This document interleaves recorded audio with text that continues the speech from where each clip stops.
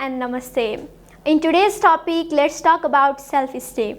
We all know that self-esteem is a key. It's really important to have self-esteem.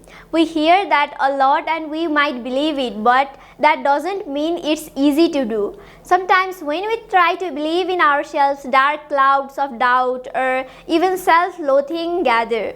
Sure, it's possible to fake confidence, but what is the trick to building up the genuine self-esteem?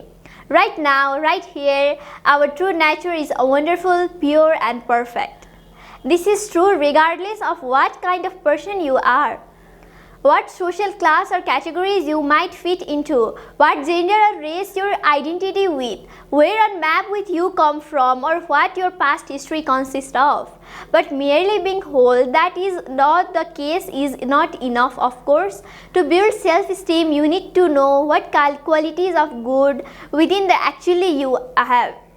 And there are so many of them. To start with, you have wisdom, love and compassion. You have knowledge, skills and power. Some of these capabilities you are aware of, some of these you take for granted and some you are not conscious of.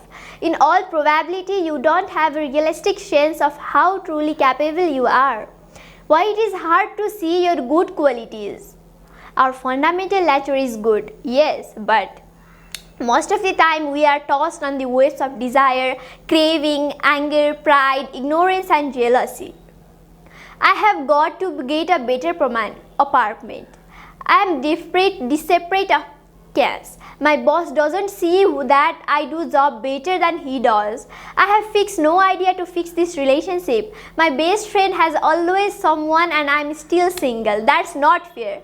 In Buddhism, these powerful emotions are referred as the 5 elements or the 5 poisons. They influence our behavior, creating untold suffering, problems in our relationship, depression, panic, lack of self-love, physical disease and problems for the environment too. Doesn't that just prove I am bad? Nope, not at all. It doesn't prove that we all are bad. We are only familiar with these poisons. Our minds grab these 5 elements and stick with them.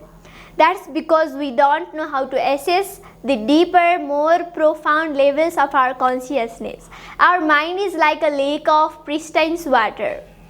There are ripples and waves on the surface, but breathe in that the water remains pure.